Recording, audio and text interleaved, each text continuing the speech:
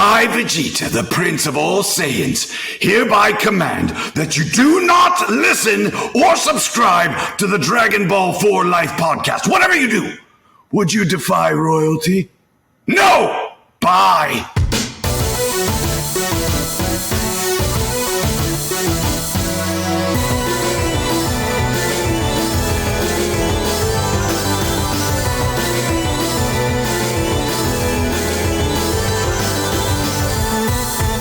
Anime, we have your attention please, and welcome to another episode of Dragon Ball 4 Life, where you come for the content but you stay for the culture. And Trav, what is that I hear in the distance? We must be getting rusty. I must have forgot to put my phone on silent because I hear a ring. I hear a ringing off in the distance as if someone's trying to call. Someone trying to hit your line? As if someone's trying to make a dragon call. That's right, ladies and gentlemen, we are back. A new challenger has decided to brave the mystery waters of DB4L and answer our dragon call. But before we introduce our very special guest, you know who we be, the Fusion Dance Dons, aka the Mong Gods, aka the deadliest backcourt in podcasting. I go by the name of Brogita, the Prince of all Sayings, Mr. Matthew Porter, aka Matty Ice, here with my counterpart, my Den Day One, the Oob to my Majin Buu, going from the lookout to the cookout. Mr. Troto Trav, talk to the people, Trav. You know it's the kid Troto Trav, aka Super Saiyan Shark, and you know me, I stay chillin' and I love thy women like Krillin. He does. But you know what, Matt? Sometimes you need to get engaged in a little bit of espionage to really uncover the truth. You know, sometimes you need a school of thought, to wonder how you can be a hero in a super world. And then, there are other times when you need to link up with somebody that exhibits all of those traits. And you know what, Matt? I think today we might have found that person. I think we might have really cracked the code, my brother. So, you might have heard him on Spy Family. You might have heard him on One Piece. But today you are hearing him on Dragon Ball 4 Life. Give him a warm snap of the fingers for Mr. Anthony Bolin. Snaps all around. Snaps all around. Snaps all around. Hot off the Spy Family Code White movie junket. Hot off the press. Yeah. But now, get ready. You're going to invite me to the cookout. I'm jumping off Comedy Lookout. Go. Landing with you guys. I'm answering the call. Summon me with those Dragon Balls. I am here. I love to hear it. I love it. Anthony, but we got to ask the question. We got to ask the hard-hitting questions before we have fun. It's only the hardest questions. It's only the hardest of questions that you're going to get here. With your last name, are you a good bowler? And if not, how much shit did you catch growing up? Man, that was, last name Bowling, number one. That was the, hey, bowling ball head. Like, okay, the original. Man, and I'm not a great bowler. That's to throw everyone off. There you go. So there you go. They're like, man, his last name's Bowling. He's got to be good. We shouldn't play against him. And I'm like, yeah. So you actually shouldn't. Yeah. And then that's when I would, walk over to the arcade and go play like Sunset Riders or something. Oh, classic game. You know what I would do if I was you, Anthony? I would just live off the legend of my last name, but like I'm above it now. Like I've bowled so many 300s, like I just don't feel right. I just don't feel right touching the ball anymore, bro. They named the game after me. Right? Named after my family. Like I just don't do it anymore. Yeah. That's what I should do. Yeah. Like it was called rollerball, fun fact, before till my family got involved. Now it's bowling, baby. The game got too easy. We added weight to the ball, so it's all different. Yeah, they had to have different weights. Yeah, just throwing it like. There you go. All right, just pitching, just baseball, just set foot planted strikes. That's all he's doing. Oh, double entendre, he's throwing nothing but strikes. Keep doing it. Hey, wow. Double entendre. Don't ask him how. You're my PR team now. Oh yeah, please sign us up. But before we get into the meat and potatoes with talking about everything Spy Family and how big of a show that's become, we always say here that the easiest place to start is the beginning. Through our journeys of doing these interviews with voice actors, we found that for some reason Texas has become a hub for a lot of people that are in the voice acting industry, whether they lived there originally or they moved there. So you being from Texas, was voice acting always on the docket for you, or did you kind of just stumble into it? Man, I had no idea that anime was done in Texas. I think We said the same thing. Because when the original, like we're talking about, we're on Dragon Ball for Life, so we'll use the timeline of Dragon Ball in my story. I was in early high school. I might have been like a freshman when we started getting like the Ocean dub from Canada, the old school. But being from El Paso, I had seen a lot of it in Spanish already because they had it before it was getting dubbed. So a lot of times, like on different networks, I would get to read it in English but hear it in Spanish. And for a long time, I was like, "What is this Saiyajin?"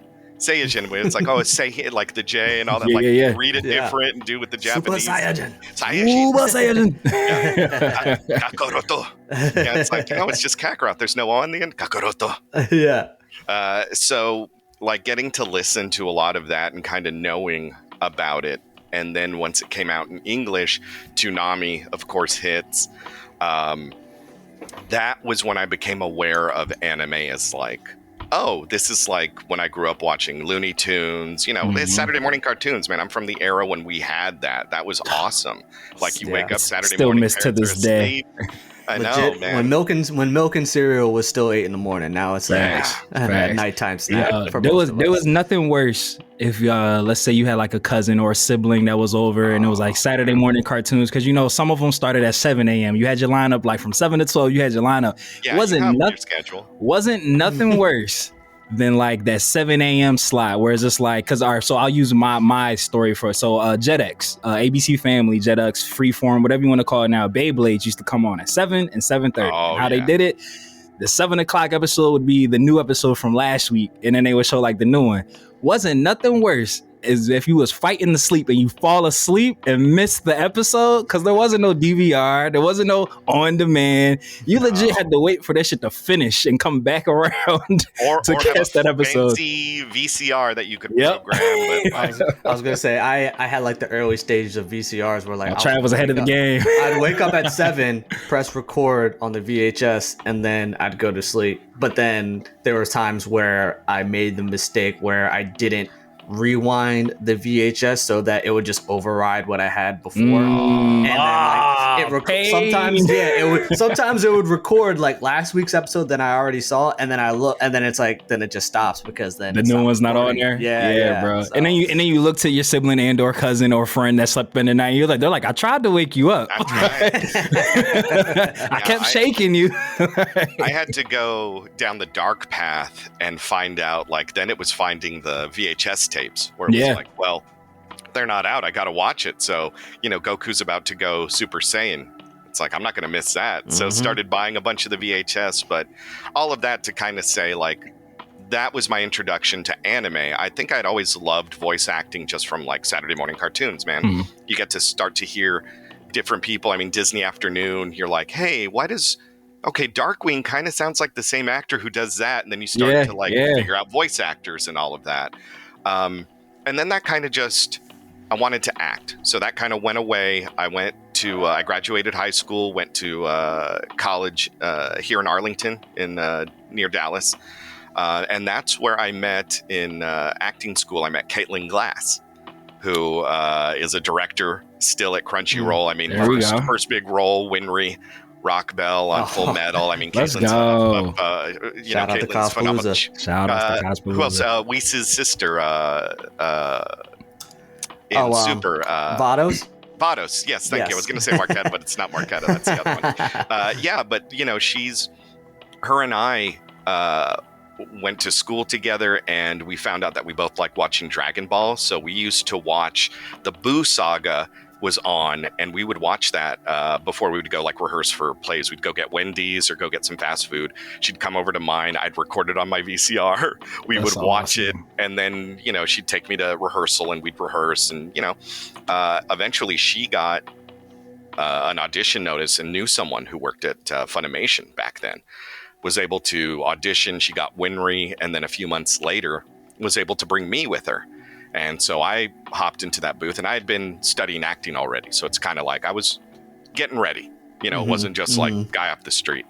And Colleen Klinkenbeard was directing her And she goes, "Hey, you're an actor too. We need more of those," because they were just starting out, man. Crunchyroll didn't exist in that sense, now that Funimation merged, but Funimation was just getting started. So like I got pulled into a booth. I did some bits for an episode of Full Metal, and she goes, "Hey, you have a pretty good voice. I'm going to go get a contract for you." She said, "Wait right here. I'll be right back." Yeah, it You felt got somewhere to be? yeah, it felt like a dream. Like when it's like, "Hey, you boy, you want to get in there? Well, now you're hired." Like, what? Right.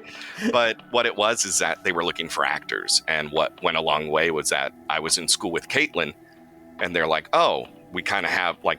Cool, we have the representative slice right here. Like we can see 1-to-1. And then it was just me like working like an actor after that, trying to get called in, be professional. Then you start to like get different roles, kind of show your range. And then eventually just kind of goes from there. Typical story. You just keep hustling till it hits. And I did that all the way up until eventually I got to direct. Wanted to do that. I directed One Piece for like 6 years. Up until recently, got to do Gear 5, awesome. Which is freaking dope. Yeah. I got a lot of big things on that. And then, I've gotten to work with a lot of the cast from Dragon Ball, and I've gotten to direct some Dragon Ball stuff. I got to direct the Dragon Ball One Piece crossover with Toriko. I've gotten to direct them in video games. I got to be in the Broly movie. As an original as Beats. As Beats. So that's kind of cool to be an original character, and then even better, he dies in that movie. So now I can audition for other guys. You're like, "Hey, I'm available." Don't pigeonhole me. Yeah, dude, I'm waiting till we can get Oatmeal. When's he coming up? Yes. Look, me and Trav been clamoring. But yeah, that's kind of how I got started is through that process, and I just kept kind of working in anime, but I never thought that I'd be working with the people that I grew up admiring in this field, because I still love to voice act. I've done video games. I'd love to do like Prelay. I'm a big fan of like the DC animated, like Batman animated series, Justice League, man. So anything like that is I'd love to get into, but anime became that fun thing that was the gateway. Like it's a stage that I didn't think I'd get to perform on, and now I'm part of that, and it's crazy. Like going to premieres, and once again, I have Chris Sabbath's phone number. We talk. I shout out to Chris, friend of the pod. Dude, I'll always drop that. Ian Sinclair, he and I came up together. Like he and I started around the same time. We used to be in a lot of group wallet sessions together, and he and I are really good friends. So it's crazy to have that connection and see someone who you come up with go to a con and people are like, "Ian, do this, do that," and it's like, that's just Ian, man. But then on the opposite end, look at like someone like Sabbath or Sunny Straight or any of that, and for them to they're my coworkers, they're my friends. Like I can call them, I've hung out with them, we do stuff together. It's insane to sit there and look and be like, man, it feels uber geeky to say like, I always knew that the day I would get to hang out with Piccolo, that Piccolo dinner would happen. Look, Anthony, we officially are now triplets, because we have nothing but amazing and high praise for Chris Sabbath, because he looked out for us in a way that he didn't have to. And it was like within our first year, we're coming on 2.5 years that we've been doing this in a professional capacity, or trying to do this in a professional capacity. And like, Chris threw us a mega oop very early on when he didn't have to. So we have nothing but great things to say about him. But much like you, Piccolo was my favorite Dragon Ball character, and then turned into Vegeta as I started to care more about character development and stuff. Yeah. So to have casual conversations, and he bought us 2 tickets to go to Fan Expo, because we're in Philly when he was here. He bought tickets for us to show up, and just sitting there and having conversations with him. It's such a crazy thing. And then Trav, I know you'll appreciate this reference. You hear a lot in sports about famous athletes that were roommates together, that went to school, but we keep hearing these stories about these really prominent voice actors, yourself included, that were friends, just casual friends early in the game, and then just somehow are some of the biggest names in the space now. And it's how do you conceptualize that, that these were your childhood friends, or your formative years, that y'all were just I wouldn't even say chasing the dream, because like you just said, this wasn't really what you thought were in the cards, and now y'all are some of the most sought after, voice actors in the industry right now. Gosh, it's insane. Like I said, what kind of helped is that for a long time, when I was directing One Piece, that's still like the Toei family right there. So there's a lot of those, like that's been around as long as Dragon, longer, or we had the Dragon Ball property longer than that. So this long running show, when you had One Piece, I dove into that not knowing really anything about the show. I remember auditioning for it. I was a big Dragon Ball fan, so hearing like, oh, Toei does another animation, like, oh, I heard about the 4Kids version, this and that. But working on a show that I had to focus on first instead of the actors, that helped me get very comfortable with working with Sabbath and Sunny and all of these people who at the time, like, these are the powerhouse, these are the kind of the cornerstone of the English gatekeepers industry, man. And so it's really cool that I got to know, in a weird way, like I got to know Usopp before I got to know Krillin. But I've always known about Krillin because I've followed his career for a long time. So once, like, speaking of the characters, working with Sunny, once I just knew him, it's like, oh, okay, like, yeah, Sunny, like, okay, what are we doing today? We're doing Krillin, cool. Like, give me so right here, you're going to do a Destructo disc because we're doing, like, it feels so weird to say that and then hear it and be like, that's Dragon Ball, man. I was talking with, when I got to direct Sean Schemmel for that crossover, only time I've gotten to work with him, but he is so in tune with Goku that he was explaining to me, he's like, hey, so when this happens, you sound like this and doing that. And he and I were working, and rightly so, like, he's worked with a lot of people, and directors and actors, when they work together, you get nervous just because you're making a product for the fans too. Like, this is going to be the thing people hear. And I didn't want to be the guy who like fucked up Dragon Ball, who fucked up One Piece. Like, I didn't want to be that dude. And so luckily I had that history and that knowledge, but like working with him, getting to hear how much they are also in tune with that. But hearing Sean and him being like, yeah, so I'm doing this, and he'd be like, oh, Anthony, I don't know, man, if it sounds right. And I was like, hey, man, I've been listening to you since I was like, I'm 41 now. It sounds perfect to me. I was 16. I was like, that sounds like when you go Super Saiyan 3, doing this and that. And he was like, oh man, you're right. I bet that you've heard me say this more times than I've heard me, because I say it a lot, but I don't really hear it a lot. And so it was really interesting and getting to figure out those different things. But that in and of itself is surreal, to be like, hey, I watched, like, it was on a Toonami promo. That for me felt like I made it when Toonami did a promo of this crossover, and you hear like the ultimate crossover ever, 3 shows, and then you hear the things. I was really proud because Ian was the lead in Toriko, which never really got picked up. Toriko was the other Toei property, and that was like food fighters. They would go fight things and cook them and eat them and get stronger. And it's a really good show, but never made it. But to have worked on that, and Ian and I being like, oh, dude, like, let's do this voice funny, let's do this line, and then to see that as the stinger in the promo, because you remember, we all know how the Toonami would go, like, absolutely, when it would say like, the ultimate fight comes to an end, and then you would have someone say a funny line, like Krillin would be like, I don't think I can do this, only on Toonami. With the intense music in the background. Be able to like see that and be like, Ian, like, we wrote the stinger, like, we did that, to be like, you good? Only on Toonami. Like, oh, dude, we wrote that. Like, that was our line that we did. That to me is what kind of gets me those moments. Like, I'm working with Sean, we're being professional, but then it doesn't really hit till you're watching the product and we're editing and I'm seeing the episode and I'm like, dude, that's Dragon Ball. Like, that's I directed some Dragon Ball, and it sounds like Dragon Ball. It's cool. It's really like that for me. Just kind of that's what I kind of just sit and reflect on. In the moment, you're professional, but then, man, it never gets easier. Like to see someone running into the Spy Family premiere. Zeno Robinson, man, was there and just runs up and it's like, what up, man? Like, we know each other, gives me a big hug. And it's like, this is rad, dude. Just to the people you see all the time are like, oh, that's a good guy. I'm glad he's my friend. And then you're just pictures of it online where it's like, oh, yeah, like weird.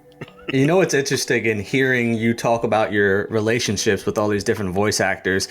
One of the biggest things that have been a complete surprise to Matt and I is just how genuine and authentic and just nice that everyone seems to be. And it sounds like for you that once you got into the industry, was it surprising to just come across how like just the genuine friendships you seem to be making within an industry that, you know, from an outside perspective looking in, you probably think, I wonder if, someone who was on the level of a Chris Sabat is he gonna give me the time of the day or an Ian Sinclair, but obviously you had friendships with him. But it does sound like there's like a real community amongst voice actors.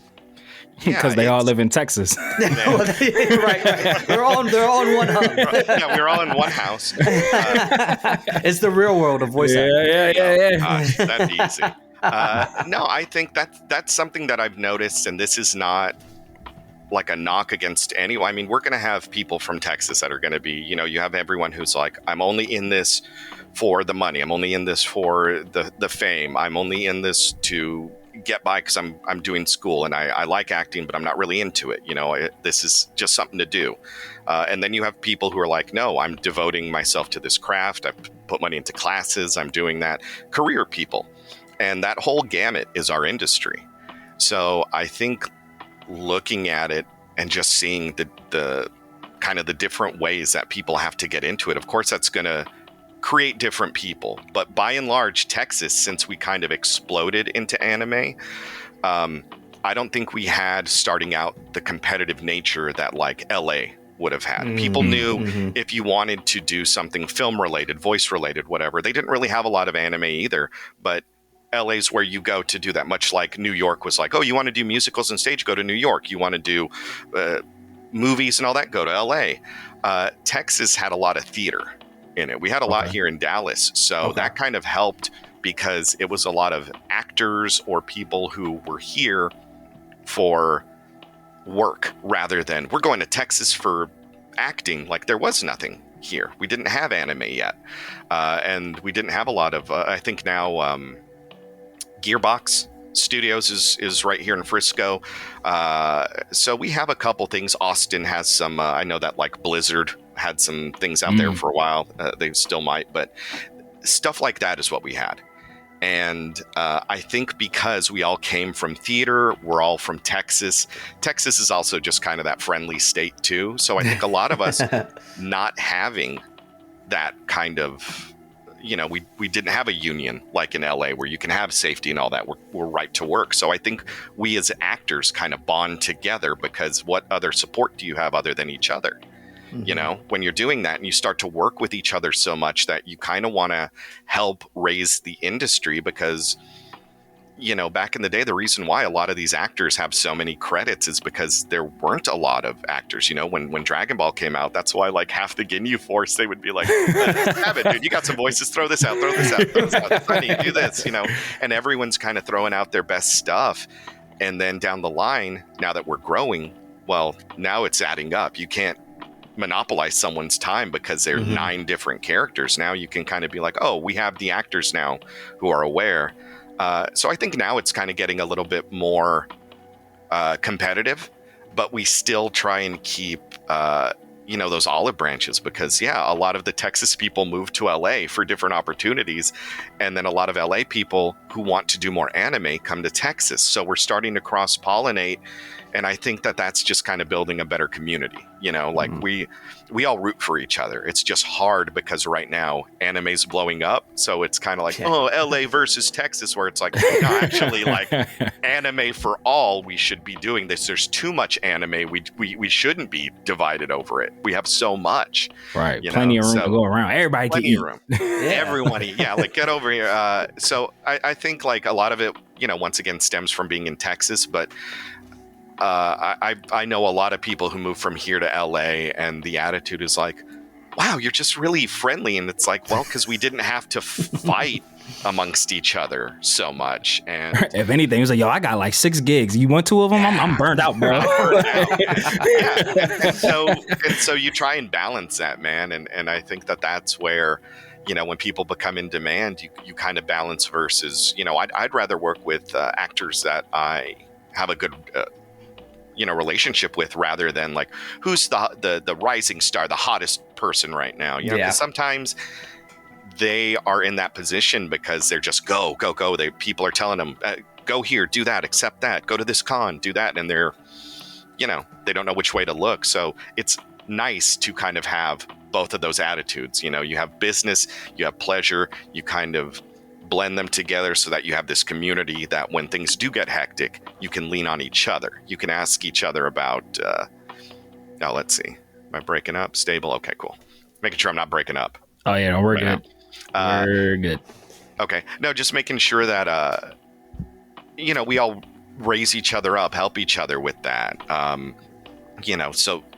so that it is a safe community for everyone, because we know what we're doing. I had a bunch of more experienced actors help me out with a lot of convention stuff when I've been traveling. I haven't done cons in a long time because directing kind of took me that time. I didn't have a lot to go out. So to have them come up and be like, hey, what are you doing? Yeah, when you travel like this, take this, put this in here. Like, make sure you keep a spare print in your bag in case your big one gets lost. Talk to this person, go do that. And that's how we kind of just help each other out in that community. Just, run into each other and you just keep building those relationships. Yeah, you're in a very interesting place, and I'm fascinated, and I really want to pick your brain on it, because me and Trav we've talked with previous voice actors before, and we've said that we don't feel like voice actors do get their just dues, because like when you're in front of the camera as like a physical actor, I guess, for lack of a better term, it's just like you obviously can use your body and your facial expressions to convey emotions, but like with you as voice actors, it's literally just verbals that you have to get people to understand. And we applaud your guys' craft, because it's like you have to do in essence so much more emoting than somebody who's on camera that might be able to just, rely off eye contact. But you're in a very interesting position where you've also done the directing side of it. And I'm interested to know, when people hear director, I would imagine most people think like action, cut, slate, run it again, like sitting slower, quicker, like jump cut here, exactly, like sitting on the set in the big chair, like no cut, that's lunch, like things like that. Yeah. What beautiful? How does exactly how is it directing like a anime or like a voice acting session? Like how does that play out like in a normal day of directing? Oh, man, it's funny that you say beautiful. I do say that a lot when I get a good line. I'll be nice, like, oh, nice. Beautiful, moving on. No, a lot of it, and I didn't realize this till I was doing some work from home. My wife also works from home, and she says, oh, I get it now. Like when you're directing, you're actually like physically acting out the other roles to help bring the actor into that moment. So yeah, like if we're doing One Piece, I'll be like, all right, Zoro, so you're coming in here and like you're fighting King, and this moment right here, he's like really getting into it. So like I'm doing physical stuff, like you can, I'm getting in the mood. And I do that with every actor. That's 8 hours. So, an actor comes in, records for 30 minutes. Well, I'm acting with them for 30 minutes. They leave. The next hour, 2 hour, 3 hour, 4, depending on how long the session, I'm acting with that actor too and doing that. So I think that the difference looking at it is when we're doing voice acting, you can tell, like you can, when people get their body into it, when you're doing, a power up. I tell people like, yeah, dude, do the DBZ power up, dude. You got to get your hands to the side. Get in there, man. Get in there, man. And you can hear the difference because your body starts to do that. So I think as a director, it's your job to listen to these moments. You also have to, use the language, Trunks doesn't call Vegeta dad. He calls him father. It's always father. So they wrote dad here, and it's like, cool, let's change that. Let's see. It doesn't fit the flaps. Okay, instead of, gee, dad, what are you doing? It's like, what's wrong, father? Or something, you put it at the end. So we kind of make it sound more like Trunks. Yeah. And those sort of things are what directors have to do. And so it's more than just like the actor coming in being like, I got this. 9 times out of 10, the actor is coming in being like, cool, what are we doing today? Like, cool, this episode. Like, you got this? Do you got it? Like, just checking. Are you good? Right. You good? If you good, I'm good. If you good. Like, so they're looking to the director to say, what is this episode about? What do I need to know? I only have X amount of lines to say. Like, why is that line important? Why am I saying that? And it's like, oh, earlier that dude threatened your father with this thing, so you're saying it because you heard it. Oh, okay, got it. So I should be angrier. Got it.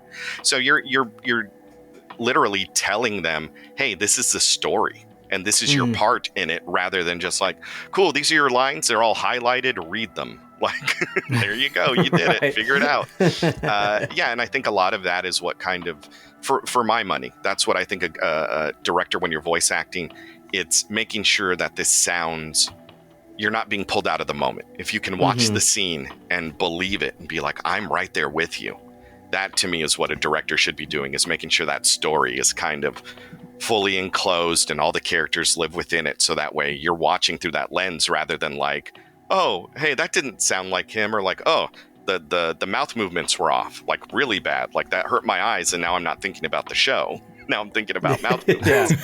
So I think, that's kind of what brings it in, and that's the challenge, is when you're an actor, the director's helping you, and you might know that character, man. It's easy for me to jump into, it took 7 years to get the second season of Devil's a Part-Timer.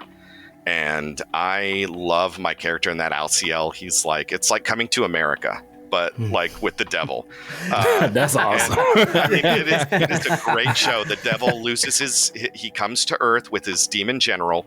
They lose their abilities. They're human. So they're like, why are our stomachs hurting? And it's like, I think we have to eat now.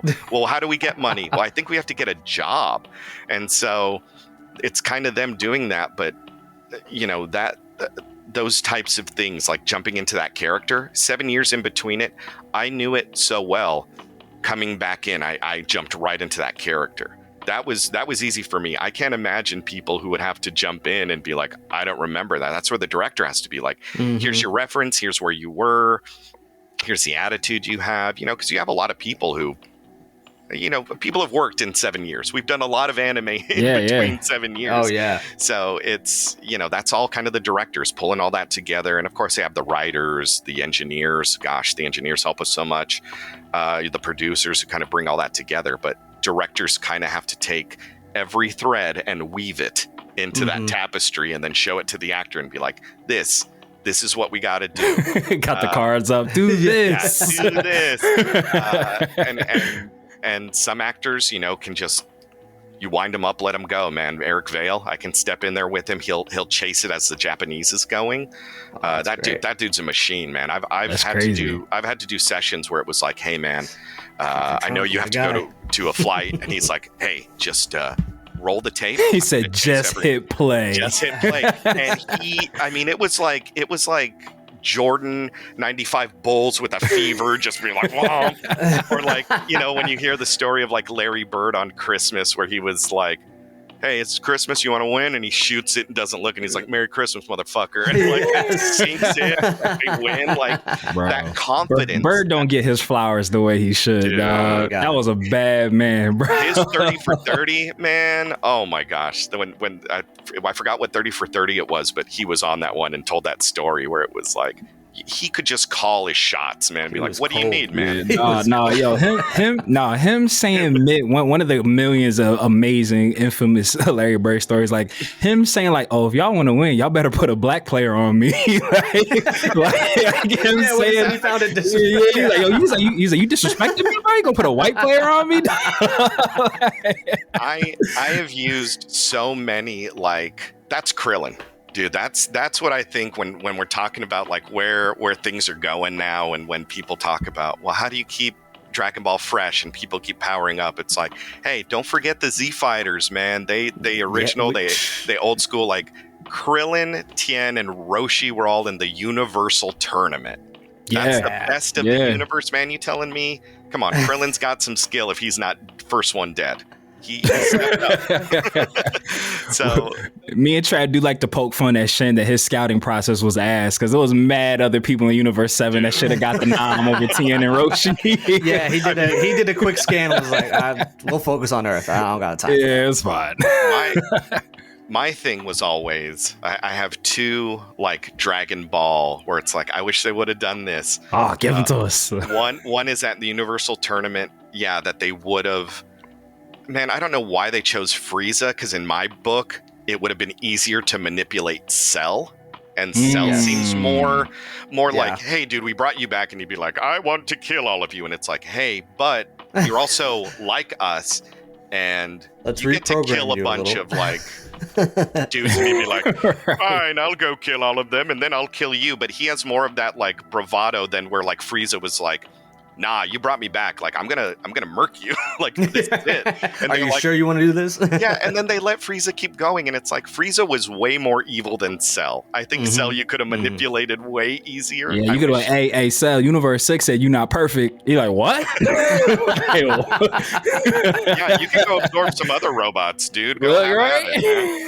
I wonder if that would have counted. Like, if Cell like absorbed like Bergamo or something, like, is that an elimination? Like, are they still technically on the field? Like, how's that work? Yeah, then Grand Minister would have to be like, both disqualified. Yeah, like how would a fusion work, man? Matt, this is the perfect time for me to ask Anthony this question. Oh, please do. You probably know what part of Super I'm going to ask him about, but well, first off, Future Trunks is my favorite character. So, when you're talking about Eric Bell, I'm like, great. It's dope to hear that, he's a machine with it as well. But my biggest gripe with the Dragon Ball Super timeline series was them putting Future Trunks in another timeline with a duplicate version of himself. When I said, just leave him in the past. At least that other version of him is so much younger. There was a clear difference. Now you got two Future Trunkses, two Mais. only one Bulma. And he really doesn't have a relationship with that Bulma. At all. At least he has one with the past Bulma. So like that was one where I'm like, man, he also still lost. Like Zamasu technically won. 1000%. Okay, so with that, this will go into my next one. I wish that the Zamasu arc, it would have been him possessing Gohan, so that Goku would have to fight his own child. That's going to mess with your head more than it. And we know that. Gohan and that would have affected Future Trunks too. That would have fucked up Trunks too, because like that's like having to fight his mentor like physically, like his face and everything. That definitely would have. Goku knows his son's potential can outdo him, and then it's like you have to kill your son because he was fighting himself. He's like, oh yeah, no, I'm that's Goku. Fine. That's bad Goku. Like, I fought Turles, man. We've done this before. Yeah. Y'all ain't seen Tree of Might? I could beat myself up. That's fine, bro. Yeah. So that was my second gripe, is that it was like, make it more compelling. Like, I want to see you try and fight future Gohan, because that makes crazy. That makes a lot of other stuff like Piccolo fighting Gohan, like all these people having to come in and stop him. It's more emotional than like, we have to fight Goku again. Like, well, he's right here. Like, we know it's not Goku, but what do you have to do when you have to fight like your friend's kid and know that he's can kick your ass and kick his dad's ass? Yeah. You know, and they could have definitely had a whole thing like if when it was Vegeta's turn, if he's like really getting the best of him, Goku could have been like, nah, I gotta step in, bro. It's still my son. Like it could have, and they had to be like, no, it's not your son. See right here. See that's damn. That would have been so much better. Yeah. Redo it. Let's redo it. You know, so I think, man, those are like when you're seeing those stories, those are mine. But I get you, man, where you're seeing that. And it's like, come on, man.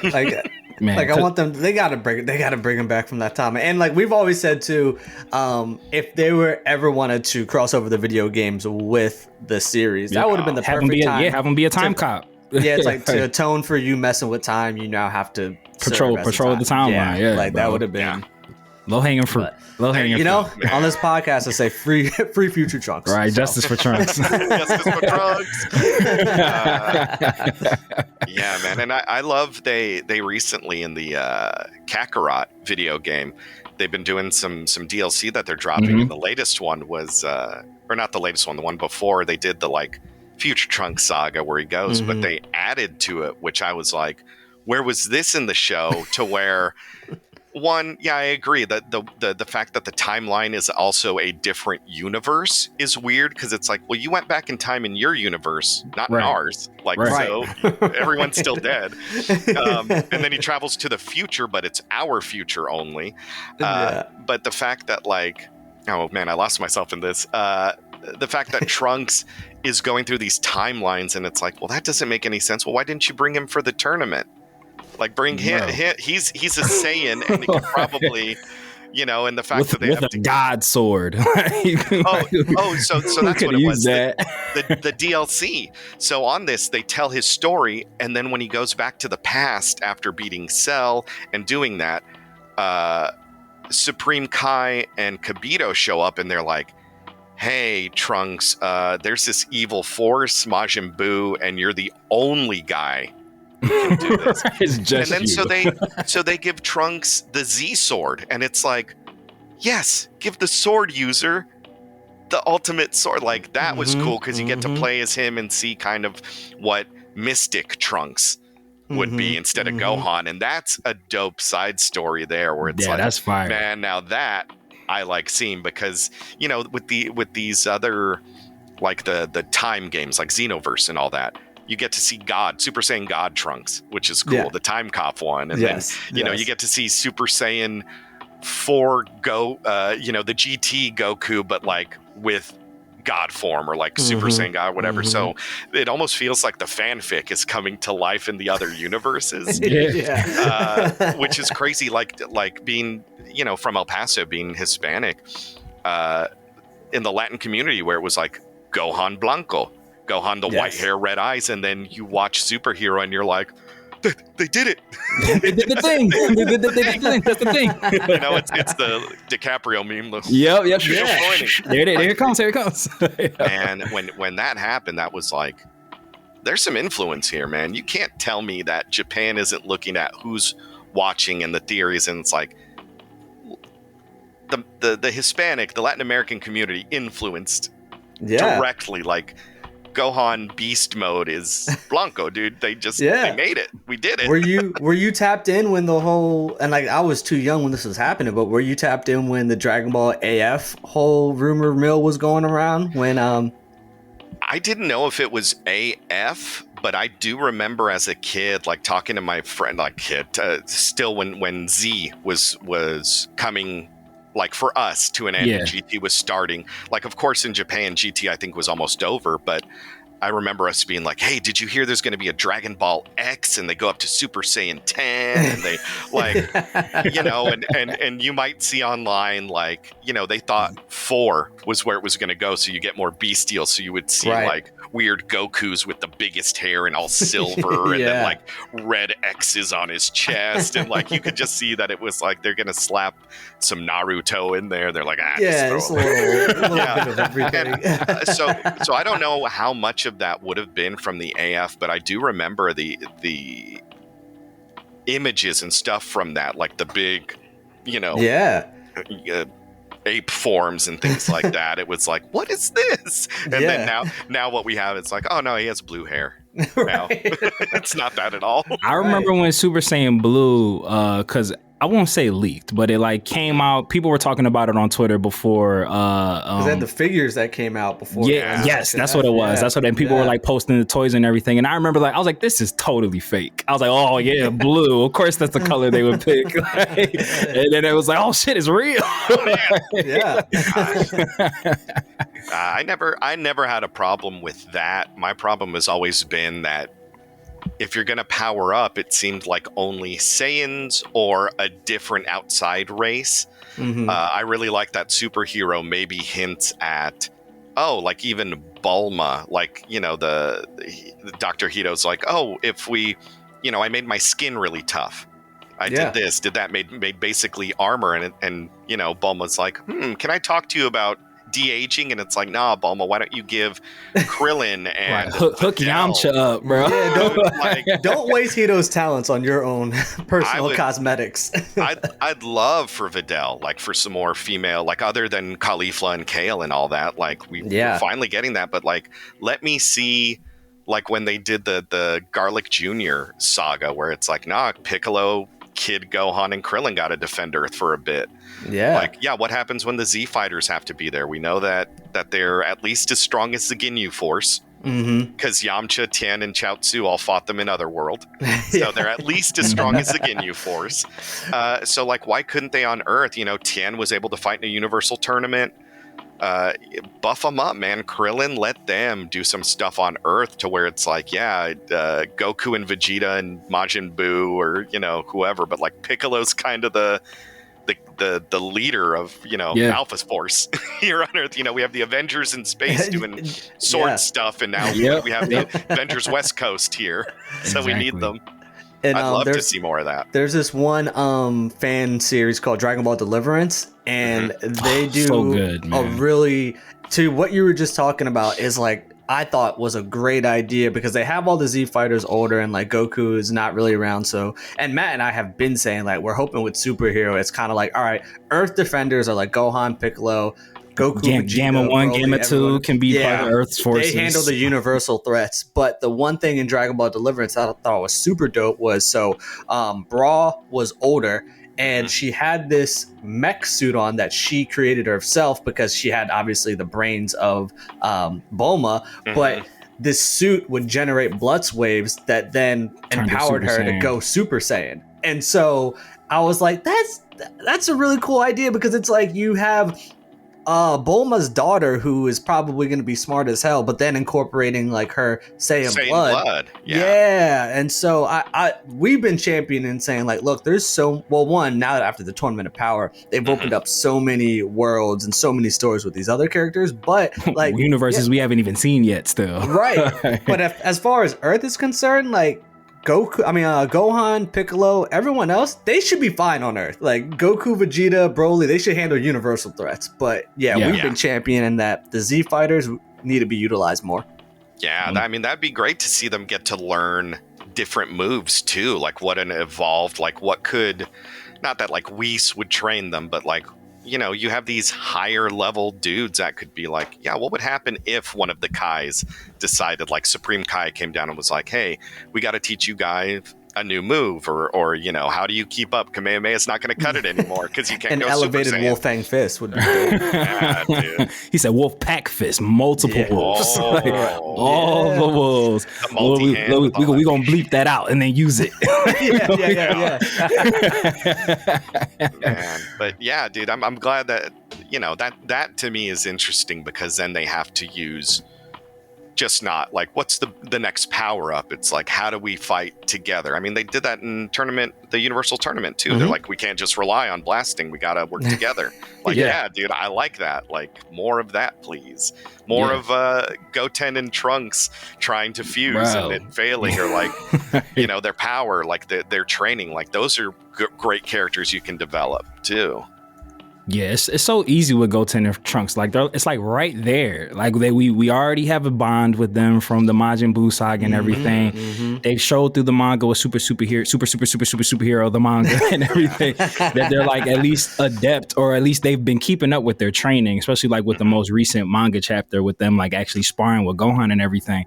It's just like, it's right there. Like it's right there. And me and Trav were saying, because we're talking about with Daima coming up, it does seem that they're at least trying to take all the best parts of GT and inject it into like the main canon timeline. Yeah. So it's only a matter of time before, if not Super Saiyan 4 itself, then like Super Saiyan 4 adjacent might pop in. And we were saying that like the two best candidates for that is Broly, having that be like his specific transformation. That would be dope. Or Gotenks, like having Gotenks, the fusion of two Saiyans, them being able to like break through the ceiling because it's two of them doing it together. It's two of them. And Goku and Vegeta can't, because they're God level. They're different, so they wouldn't need to go for. That's almost like beneath them. Exactly. I am 1,000% for that, man, because they finally gave Piccolo, dude. They gave Piccolo that power up. Yeah, date night Piccolo, smooth Piccolo. Get that job. Steal your girl, Piccolo. Yeah, we say that girl Piccolo. We say that when Piccolo goes into his ultimate form. You know how the lines like disappear. We said that's he's exfoliating. Moisturize Piccolo. Yeah, but I love Orange Piccolo now being known as Mr. Stereo Girl Piccolo because he does have that chiseled jaw. I love that. But while we're on the topic of like ascending and moving to the next level, I gotta ask the question because you've now been part of probably two of the bigger feature film rollouts for animes over here in the Western Hemisphere with Broly and now Spy Family Cold White.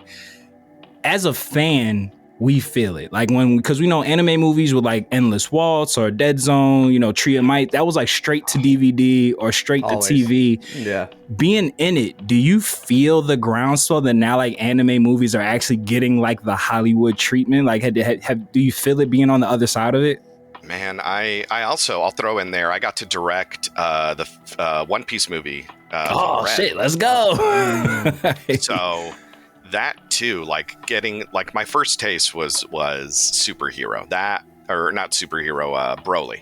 Yeah, man, seeing that that was like an event. Like it was like people were actually like lines outside the movie theater. Like that was like a thing, and it was just like, oh, Matt, you were just like Android 19 right there. I don't know what happened. Was I? You might have to repeat what you just said. I was just co-signing what Anthony was saying about the Broly movie. Like I remember going to see that in the theater, and like the theater was packed, and it was just like this wasn't a thing 2-3 years ago.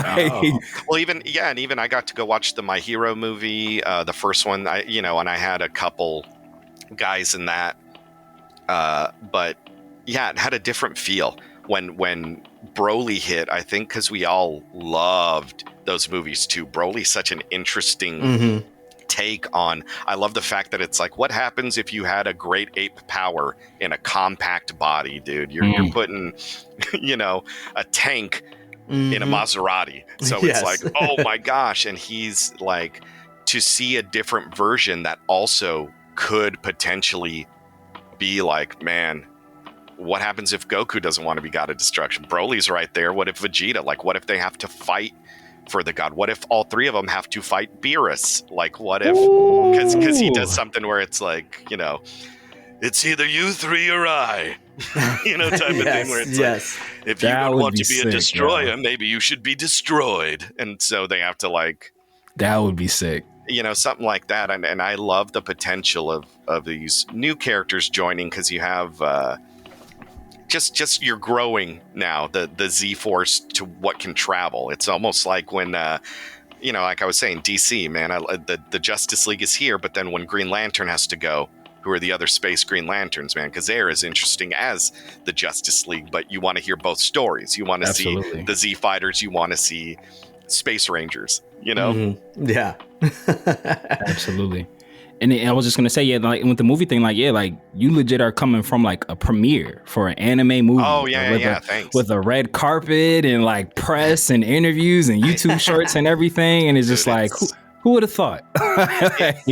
It's crazy to see that. Like we were actually talking about that because now I forget the gentleman's name, but he works for Crunchyroll and he just came back from the CinemaCon, the one in Las Vegas, and pretty much stood up in front of a lot of these representatives of movie theater companies and was like, hi, I'm from Crunchyroll and this is anime. It's $1 billion industry. And why don't you guys want to show anime in movie theaters?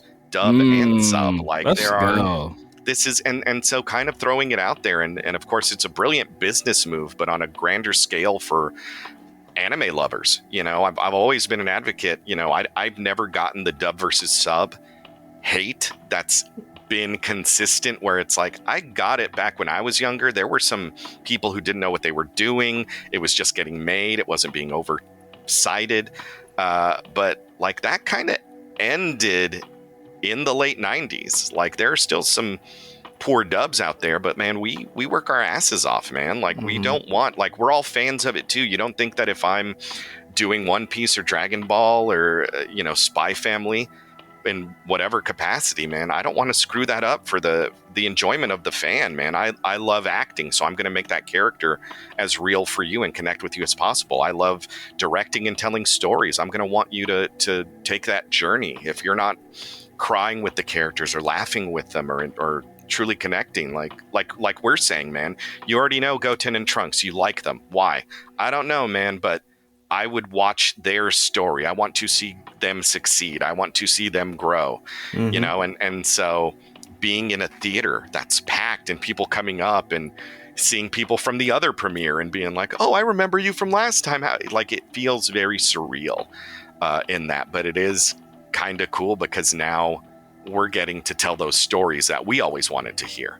We get to influence and say, hey, man, what if in Dragon Ball, like, what if it is a little bit more like abridged? And what if Vegeta is a little bit more of a goofy dick and, like, you know, Goku has a little bit more of the head injury, and you know, and you get to see those fun little things. One of the funniest lines from after watching Abridged and then watching Super is when Goku's in town and he has his tractor and he just flies in and they're like, hey, what is he doing? Hey, and he's like, all right, bye guys. And then he flies down and then he leaves with his tractor and he goes, forgot my tractor.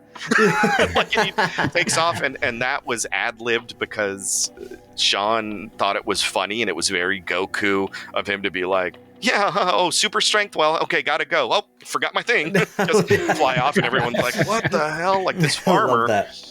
And that to me is what kind of makes the difference in when you're seeing all of that, man. We're trying to connect and we're trying to make it fun and enjoyable, and we're working hard. And so I say, you know, put dub, put sub, watch both of them. If you don't like the dub, give it a chance later on in the series. If you didn't like early, you know, let's say, you know, the Dragon Ball Z, the Raditz saga, the Vegeta saga, if you're like, it sounds weird, cool, why don't you go watch the Buu saga? Why don't you start with Super? Why don't you watch a movie? You know, and see, because if you've already seen it in the J, you've already watched it in Japanese, you know the characters, you know what you like.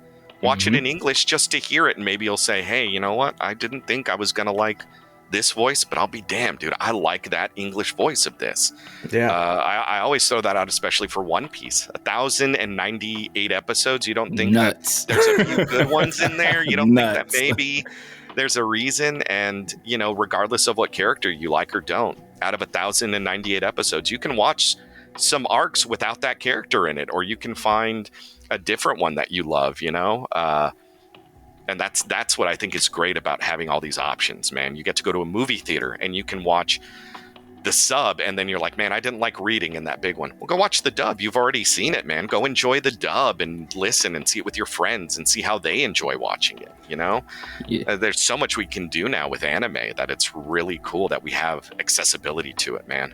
We don't have to go find a VHS store anymore. No, don't need to go through those dog days. Suncoast Videos, baby. I shout them out all the time. But it's crazy. You just you're breaking up again, Matt. No, Yeah, I'm back. I'm again. here. All right, hold on. It says reconnecting. Give it a second. still getting Jarrell.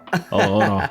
We back. Am I unjarrowed? There you are. I'm unjarrowed. Yeah. Oh, Anthony, you actually just said something that sparked the question in my head, where you mentioned that you guys are trying to make it more fun, and it does feel that way, because it seems that maybe before anime, Trav, and you let me know if you felt the same way, on a professional side, maybe it was like more rigid, like you had to stay inside the lines, like, all right, this is the property, this is the Japan version, these are what they need to say, do it, print, put it out. But you were just saying that, like, yeah, you're able to play around with stuff and ad lib more and open it up. Is that like by design? Was there like a changing of the guard that like lent to more creativity? That's a good question, man. I'm trying to think on that. I think as the actors and the company, the industry got older, we got more comfortable with what we could do. And I think a lot of because the licensors ultimately are who you're making this for, you know? When we make Dragon Ball and One Piece, that goes to Toei. And they approve that. They look at it, they say, hey, this is out of character, they might have some notes. But for the most part, they know that we're adapting. So if like they're doing something in Dragon Ball where they're doing like the summer breaking the watermelons or something. You'll see that and it's like, oh, that's a uniquely Japanese thing that they do. That's our job, to make it fun and explain like, oh, here's why we're doing it. One of my favorite things is like Vegeta singing the bingo song in the movie. Yeah. Like, oh god. that's him. Like, whether or not we understood if the Japanese actor is singing angrily or doing whatever, the performance that Sabat is doing is like, this is sweating, upset. Like, you can tell that if Vegeta could, he would be like beating the crap out of something, but it's like, I'm going to angry dance, bingo. Like, it's the way he did it too was like, great. like everything in that is just over the top, and it's that kind of subtle personality that I think, now that we're comfortable with it, once the licensor or the fans see it, you kind of can't unsee it, and it's kind of addicting. And so I think that with us getting more comfortable, that's us becoming more like the characters. It's finding the show, because when we were starting off, it's like, okay, so is it Kaioken or Kaioken, or how do we say it? Is it Kamehameha or Kamehameha, like Kamehameha? Like, how do we say this? And once you start to get in that and they become real people, I think that's where you hear it. Because early on it's, hey, I'm acting and the flaps aren't working, and even if you look at Kai versus the original, Kai is when even the writers were like, hey, we need to do better than us before, because we didn't know anything. We know now. Can I redo this? And even if Kai is like, hey, we had to redo Dragon Ball, it's like, cool, then we should as well. We've all grown.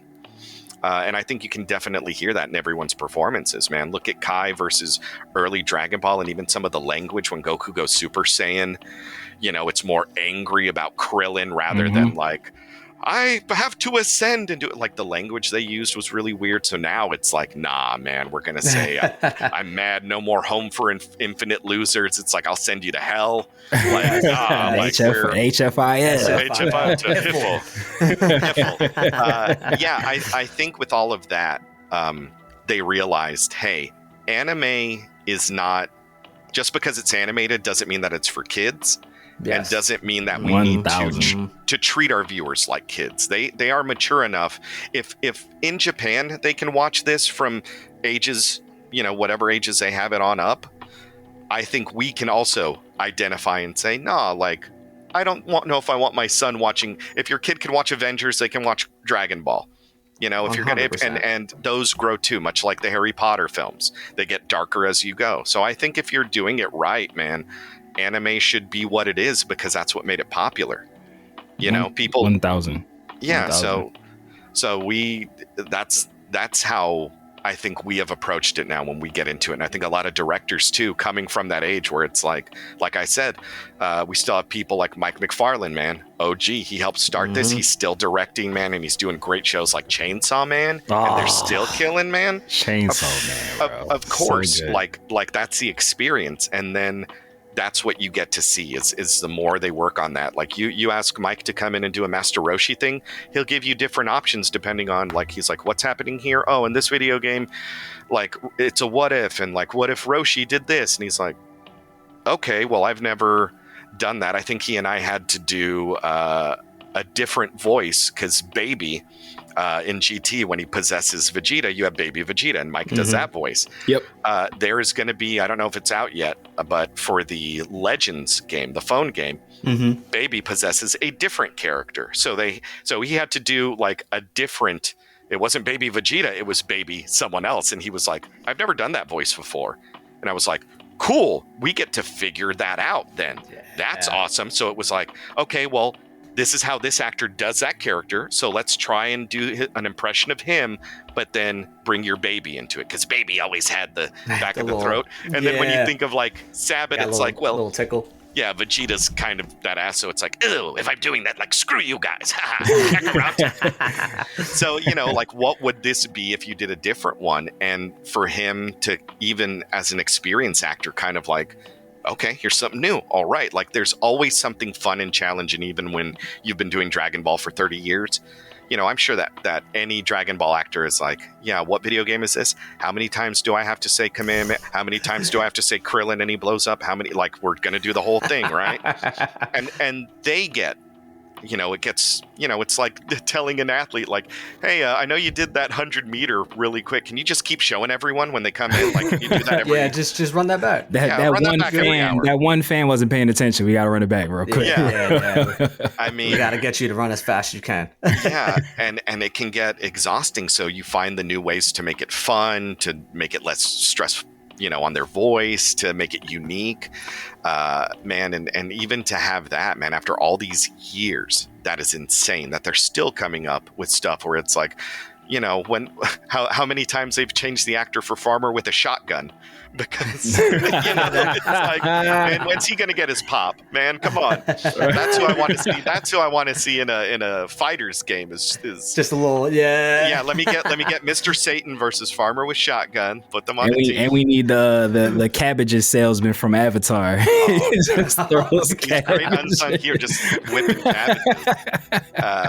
Man, but gosh, dude, it's crazy to think that the gamut of everyone having to run. You have new characters like Cliff Chapin got to be Kaba.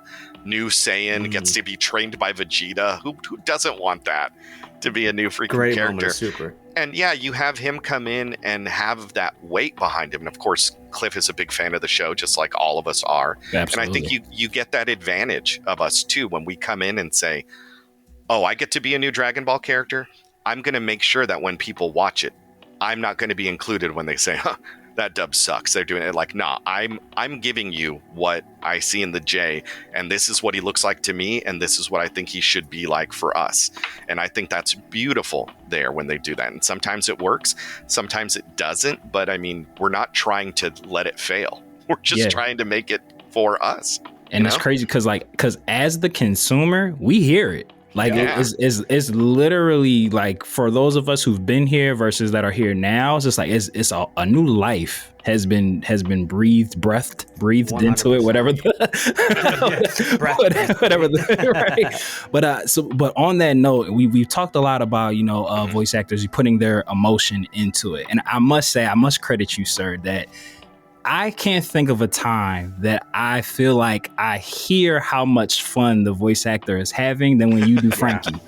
And I gotta ask the question: how fun is it being Frankie? I gotta know. I gotta give credit. Where's he at? He's somewhere back here. I got my little Frankies. Oh, I got my Anya. I got my good boy right there, Frankie. Nice. The guy. Man, that I gotta give credit to the director, Chris George, because he and I are good friends. We've worked together a long time. I've gotten to direct him. I've been directed by him. And when that came out, I heard Spy Family was going to be a big deal. People, of course, always like talking before new shows come out. Actors, directors. It's a business. Yeah, and that's cool to hear about. It was a big deal. And us as directors, we think of the show we're directing first, and then kind of acting second, because that's our job. We're getting paid to direct, but we're all actors, all of us who have directed. So hearing that, it's like, oh man, that sounds cool. Oh, I don't know if I could read for Lloyd. That would be cool to be a super spy. But then, you see a picture of Frankie, and that was how I started, man. My bread and butter was nerdy glasses characters. That was early in my career. Because I would just go into my high nasal, and there it was. And so when they showed Frankie, and when Chris was like, dude, can you read? It just felt like me. And he's like, yeah, dude, I wanted you to read because it's you. He knows me. I think that's half. I kind of had in mind that you were going to be Frankie. Yeah. And that's part of the magic too, is when you cast, I think that's why you're getting a lot more of these performances that sound more fun and genuine, because you're casting people who have a little bit of that in them. Frankie, man, he reminds me of early college me, where it was like, man, why am I not getting? I'm hanging out with the handsome guy, and he always has a girl, and like, but I'm the funny one, and everyone likes to hang around me. But then he's going up with a girl, and he's got a girlfriend, but he's it felt very Frankie-esque. But then, they're layered, they're fun characters. So I think you put a little bit of yourself into it, and then you kind of let the rest happen. You let the character take off. But I have a blast. You are not wrong. Every time I play Frankie, man, it is he is saying something dumb. He is doing something dumb. He's one of my favorite characters on the show. And that's all we want, man. If you loved him in the Japanese and thought, man, I can't wait to see who's going to play him, and then you love the character even after the English voice actor's doing it, that's our job, is to make sure that, oh, Frankie's a lovable character. Well, he should be in every language. Mm-hmm. Oh, okay. Vegeta's a badass. Well, he should be in every language. Like but he's layered. Piccolo kind of has that deep. We should reflect that. Like he needs to be the stoic whatever. Mm-hmm. Doesn't. So I think once you hit those points, and Frankie hit a lot of those where it's like, yeah, he's just trying his best. He's a good boy, but he gets frustrated sometimes. I'm like, I can relate. Trying his best sums him up perfectly. And you had mentioned when you were just saying that you had heard whisperings before it got dubbed that Spy Family was going to be a big thing. But like you said, it's lip service. Everybody says that. But it did end up being a gigantic thing. We did a movie. Did you guys feel that when they were saying like, oh, it's going to be great, and then it actually like exploded? Did it even take all you in the show by surprise with how big that this thing has become? I think it did for the main cast, for Natalie and Alex, and for Megan. Megan has kind of been in that world, but Natalie Van Sistine and Alex Organ. Alex Organ was original Aizawa. He was Kaku in One Piece. He left voice acting to do more stage acting. So that's what I say when we're talking about different, streams of life. Yeah. That there are some who are amazing voice actors, and they're like, that was fun. Cool, I'm gonna go do something else. What's next? and for us who are fans, it's like, what do you mean that was fun? You could have been in Dragon Ball. Like, you didn't want to do that? And they're like, no, I didn't really watch it. Like, it's a cool show. Like, are you insane? I'm about to go see what's up with ice skating. Like, that looks fun. Oh, gosh. And Yuri on Ice hits. I'm gonna pick this up in my free time. We'll see. But it was a lot of. For me, I think I didn't let it hit me because I didn't get to go to a lot of, once again, the conventions. Mm-hmm. And that's where you really see the connection, because people come up and they talk to you. So when the three of them were going to these cons and they're like, oh my God, the lines are so long. They love this. You need to go do this. You need to go meet your fans. You need to go do this. Like, people love Frankie. That's when it was like, I'm sorry, what? Like, oh crap, like other things, because we when My Hero came out, you see the shift in that, and you see like, Briner is an amazing actor, and he was doing it for 12 years before in voiceover. He was in anime, and people are like, who's this new guy as Deku? Like, nah, dude, he's been around. He's been around. And so it's that thing where he was like, man, his line is like Sabbath's. Now him and Sabbath have the same line, and when you see that, that's when you're kind of like, people are connecting. People love this, and Spy Family just kept doing that. Like, I've never had more people when I'm like, oh, have you heard of this? And they're like, oh, Spy X Family. And I'm like, okay, well, yeah, I play Frankie Franklin. And they're like, oh, Frankie. Hey there. Yeah, it's me, Frankie. Yeah, that's me. Yeah, it's really like, that's cool to see now. You're starting to see that, and I think it's just anime in general. Anime has gotten that push because we're all fighting for it, because we love anime. Like, I know I did that with One Piece, man, and I love that it is now gotten that push from the live action. I hope that this shows that we can do more good live action anime, because I would kill to see a good Dragon Ball. Man, I would. All of us. When my wife and I saw Black Panther, dude, you cannot tell me that was a moment, man. That when those guys come down from the mountain, and it's like, they're dressed like Saiyans. Like, you cannot tell me that dude could not play Nappa. Like, yes.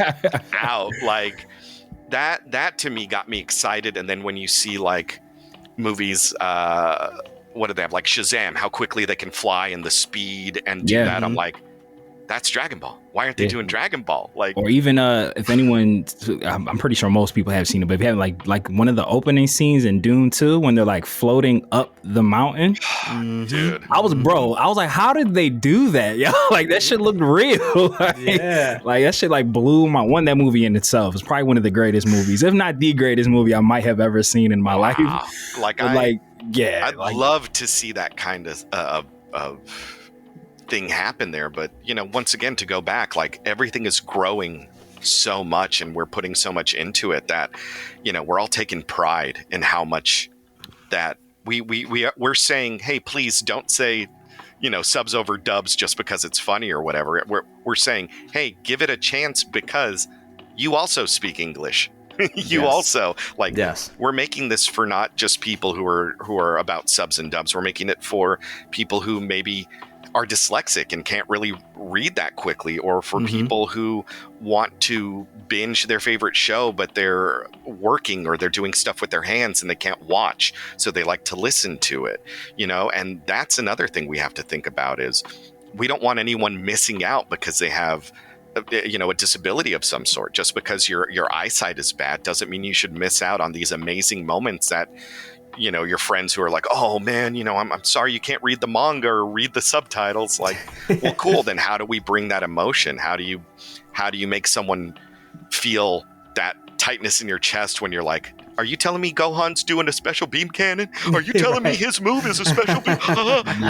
That made me tear up, because that's like that you're using your papa's move. You're using Papa Piccolo's You're a real father. You're real father. You're real pops. Yeah, I mean, stuff like that is what I think fans connect with, and the fact that they come, that Kyle A. Bear, loves Gohan and will do anything for Dragon Ball, man. He is, that's what's so amazing, man. We put our hearts and soul into making this fun because we want to see it, and that's all we're asking is people give it a chance, man, because it's like, who doesn't want joy? And sorry if you don't like their voice, but you can't tell me that there's not something to hearing a real good like Gallic Gun, Kamehameha, like that power up, and not have to read it or not have to hear, a 97-year-old woman like nothing. Like, she is 90 years old. I love still going strong, but you cannot tell me that has the same power as like when Shemmel is Super Saiyan Ultra Instinct doing the final blast, where it's like, that is a healthy adult male giving it his all, as opposed to a 97-year-old woman giving it her all. Like, there is a definite difference, and that's why we're saying, like, we sacrifice bodily harm to give sometimes the best sounds on this, man. You just got strep throat medication on standby. Just chamomile tea on deck. Yeah, I mean, we want to feel those moments as much as you do, and so that's why when we put that out there, it's like, nah, man, we're being very vulnerable when we're like, once again, you can make or break a show, and sometimes there have been people who are like, don't like that character, I won't watch the show because one of the leads, I hate their voice. Oh, sorry. Sucks for you. Do you know all the Japanese actors? Do all of them act really well? Do you know? I don't know. Like, why don't you? Are there any of those that you don't like? I've heard people say in like One Piece where they're like, oh, the Japanese voice for Frankie is too high. It's too very, very squeaky. Super. He's all in the throat, and people are like, it sounds like he's like, it hurts a lot. Like when you hear Mr. Satan talk, where I can hear some people be like, I don't like listening to them, not because they're bad, just because it hurts. It sounds like it hurts. And so I feel their pain. Yeah, I feel their pain. So even on that, where it's like, well, are you going to stop watching One Piece because you don't like the Japanese or the English? Like, no, it's a great show. So, maybe just endure it because the show's better, as a whole. Like, we're gotta clean your plate. Yeah, we always say, like, one of the many reasons why we started this podcast, but we love talking anime. And I know that from growing up, I had no shame because, some people kept it to themselves, but like, I was always very open with my anime fandom. So I get a lot of friends, acquaintances, people that either whether I run into them or they shoot me a text of like, hey, I started watching this anime and blah, blah, blah. And it just speaks to the boom of anime. And I'm not going to sit here and say like, you You watch the dub? Oh yeah, we can't talk about it. Oh, you watch the sub? Yeah. Right. No, it's like no. Consume it how you want to consume because I want to talk about this stuff. Mhm. And before we close out, I have 3 questions, but goes back to when we were talking about the next potential god of destruction. Oh yeah. And on our most recent podcast, me, Matt, and our other co-host, Bex. Now, hear us out because we kind of talked ourselves into this idea. Okay. I'll lay it on you, Trav. Yeah, so, we were talking about just how he's, kind of maybe not necessarily, we could say evolved as a character in the Dragon Ball Super manga, but he's been more operating on like a business level. It feels like more so these days of he's always been a businessman, but before it was a tyrannic businessman. And we were saying like, where is the Black Frieza stuff going to go from here? Yeah. And we started saying like, what if he's trying to become a god of destruction? But we were saying like, he has traits where he could be a good god of destruction, and by good I mean like in terms of the roles and responsibilities that come with being a god of destruction. Like we were talking about how when he showed up and one-shot Goku and Vegeta but didn't kill them, almost as if like he was showing to Beerus, yeah, look, like these days are past me, like I don't have beef with these 2 guys anymore. I know that they're gonna handle whatever business that I don't want to deal with because they just love fighting. So you know what? And I'm not trying to die again. So, we were talking about it and we were saying like, also his interactions with the other gods of destruction would be pretty funny. I could see him like getting a lot of shit talking off with those other gods of destructions. But like, obviously we all know Frieza's history. So given that type of person, that level of power is very risky, but we're just seeing kind of the character development that he's been going through in Dragon Ball Super, where he kind of seems like, hey, look, I'm just trying to take over planets. I was gonna say but where he's like, we were talking about God of Destruction. I got Hakai out the conversation. Where he's just handling his business. He's like, look, I'm gonna go back to taking over these planets. Even in the Broly movie, his wish was to become taller. Like he's off the immortality. He doesn't want that anymore. And if he gets the God of Destruction role, his lifespan's gonna be increased from that. So we were just thinking like, I could be talked into a Frieza God of Destruction, but it's just that obviously it's that level of but this was also Frieza we're talking about. So I think you're right. That's the button. Is I think that any amount of power that Frieza would be given without Frieza knowing that he could get his ass kicked, I think he would just try and take it. He would be another Zamasu. I think he would just I don't think he would end there and be, Beerus destroys stuff, but he also gets the value of life. I think he understands it. He's like, hey, I'll mess it up. Frieza, I think, would just be like, no, I can destroy all this and I will unless you do something for me. Because that's why we got the Zenos to keep them in check. They're like, all right, they like play around if you want to. I mean, but that's that ambition, and Frieza also knows about the Dragon Balls. Yeah, true. I think anyone who has that, but I think it is. I would watch that arc if they had to stop Frieza from becoming a god of destruction. Ooh, that would be That's a nice twist. To where it would be one of those where it's like, hey, I can hear Whis saying something like, well, technically whoever does pass the test gets to be god of destruction. So it's like, oh shit. Oh, like, stop Frieza from passing the test. Yeah. Oh, wait, I like that, yo. Yeah. So, I mean, I could and then Goku and Vegeta could be like, all right, Goku, Vegeta, and Broly, like, shit, we have to take the test. And then, what if they do a thing to Broly where like Goku and Vegeta are like, we don't want this. Vegeta would be like, no, I got my ultra ego. I don't want to be a god. I want to be me. I want to be king of the Saiyans. Yeah. And then they do a god move, almost like a Super Saiyan God, but like for Broly, where they're like, hey, dude, we're going to give you our, go get it, man. And they're like, you deserve this. And they give him. And he could turn Super Saiyan 4. Oh. Book it, Dano. Book it. We might have did something just there. Broke the secret. We did. That's what. Yeah, that'd be rad. That'd be epic, because that would be a good way to get a Black Frieza showdown. Because I mean, we just saw how Broly was able to go toe to toe with Gogeta Blue. So just imagine what levels of power he could get to. And so, all right, well, we'll close off with a fun one. So two questions. What is your favorite anime all time, and what is your current favorite current anime that you're binge watching right now, or just favorite current anime in general? Yeah, I mean, mine's going to be very general. And I would say it's not boring, but I mean, they are people's favorites consistently for a reason. Mm-hmm. I grew up on Dragon Ball, man. I'm going to be a diehard for Dragoncall, for Dragon Ball to the day I die. My wife and I bonded and eventually got married because of Dragon Ball. She is a huge fan. Like, we can talk about it. Man, Toriyama, like, R.I.P., dude. That man. R.I.P. to the GOAT.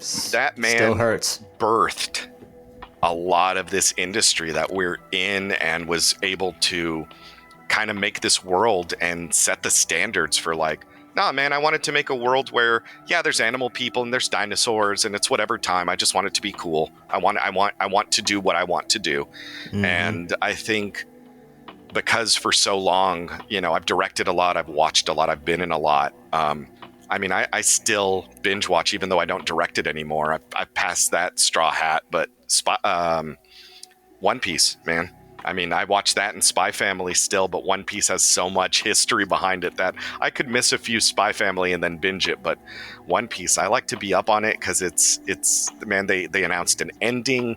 When else are you going to get this, man? I feel like we're in a time where we still live before we know what the One Piece is.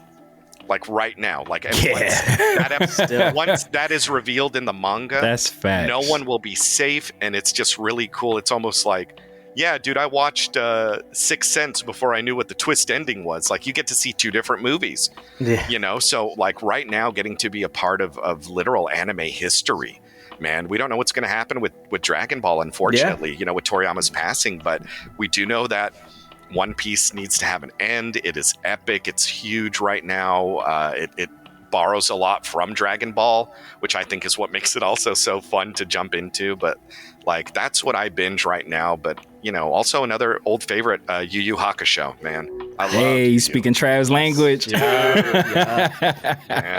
First, man, it took a while to get into that, but once he finally caught his demon, and they introduce Genkai, and they get to do like, oh, now you got your crew. Here's Hiei, here's Kurama, here's, you know, you get all of them together. Then it took off. But man, those pretty consistently. Like, I'll watch One Piece, I'll watch any Dragon Ball that comes out, Spy Family, and still catching up on My Hero, man. I like the big ones because they've got meat to them, man. And then my next one on my list, I need to check out. Kaiju just came out.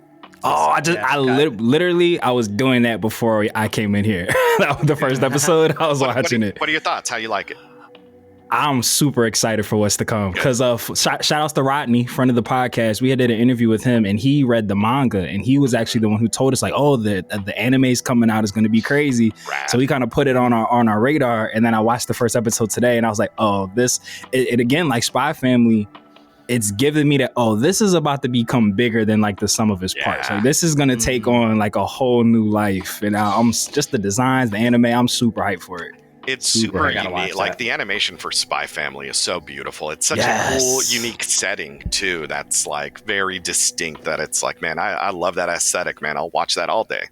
You know what's crazy about Spy Family, and the thing I think that makes it work so well, it's legit like a genre-less anime. Like, it covers everything. It's like slice of life, espionage, action, mystery, romance. Comedy. Like, it literally covers everything. Like, there's something for everyone in that show. Like, it's nuts. Dude, it's nice to have also, like, that's what's fun about Frankie, is that when the normal series gets too serious or maybe too comedic, he gets like his breakaway episodes. They get Frankie to do like the opposite. So it's like, oh, it's too serious. Well, he gets to be funny. Oh, well, now like Lloyd and Yor are doing the funny thing. So now we get to see Frankie, like, it's funny, but it's him being like serious and like, I got to do this. I have to. So you get to see that, like, nice play off of each other, and it's all like positive towards the family. Like, yeah, so, absolutely. Well, Anthony, we could literally talk to you all day. But look, we say here all the time, once you're a guest on DB4L, you are a forever guest on DB4L. So you have an open invitation 100%. To come back here. But before we close this bad boy out, let the people know how they can find you, how they can support what you got going on. Man, if you want to follow me, I mean, we all got our X profile. It's Twitter. Yeah, never calling it X. I always put X by parentheses Twitter. So I mean, that's where I usually post all of my, like, what I'm working on, what I'm doing. It's at my last name Bowling 4 anime, Bowling 4 anime. I love that. Yeah, so I'll put out, we did the premiere stuff. I got to work on the Dragon Ball Sparking game that's going to come out, dude. Can't wait. Man, I am excited for that because there are some really cool what if scenarios that we've kind of touched on. Man, I want to see that. And it's like, so we get to see some cool what ifs where it's like, man, I want to see that. They got great characters. I mean, the roster is stacked. Man, they are doing like the old school Tenkaichi where it's like, not these characters, but like when you were playing Tenkaichi and you're like, who's Blue Devil? Well, you got a Raleigh.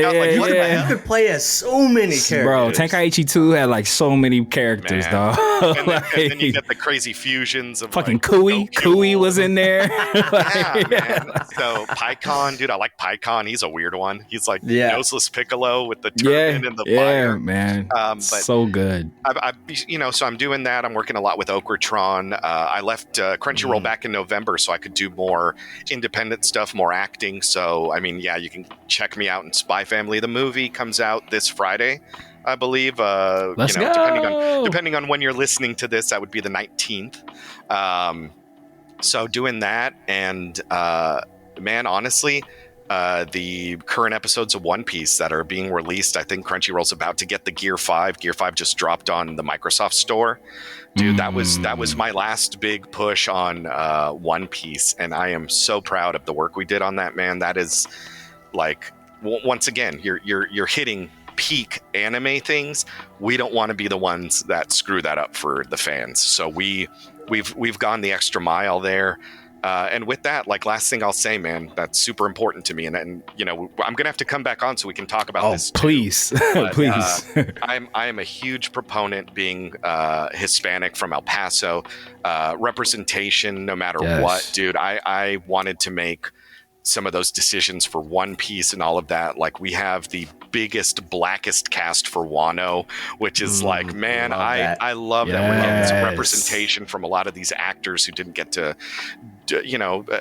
there's so much anime, and sometimes it's like, oh, they're all animated like Japanese, light-skinned characters. But man, I got to work with some of the best people, and I will always advocate for that representation, or just that talent, man. So I'll say, if you want to check out some stuff that I've done, man, definitely catch the Wano arc, dude. Major Attaway, Gabe Kunda, Keith Silverstein, Bill Butts, man, they're all like 4 amazing actors who it's like, hell yeah, man, like, let's get some representation in there. And I love that we can start to do a little bit more of that now.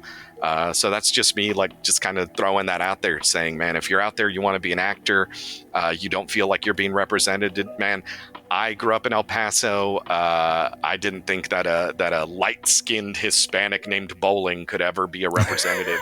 But man, I push for it so much that I want to say, like, no matter what your last name is, it's your heritage, it's who you identify with, it's your family.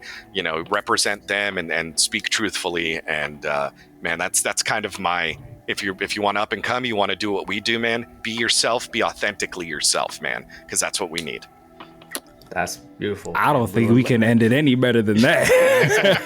And we would love to have you on again to just I mean, we could have just gone on just our theories and lores and what ifs. We have a bunch of questions too that we're like, man, we can answer all these. We got a part 2 this bad boy then. Yeah, that's why. Interview Z. There we go. There we go. Well, My brother Trav, you know I like to always give you the last word. If you have any final words of wisdom before we close this bad boy out. It's gonna be tough to can't really follow that. to follow that up. But you know, sometimes when relationships don't work out, you don't feel seen and heard by your exes. But if you know you're inspired to be a voice actor, move to Texas. Hey! Let's go. And like we always say here in the Kame House at Toriyama, whether you watch it or you read it, we all know it. So open up your nerd eye, and we will see you next time on Dragon Ball for Life. Dodon, right? Shout out to super producer Mikey and Dragon Ball GT. We love you, Mikey. And shout outs to Yali. All caps. Insane. And I see the ray. Later, nerds.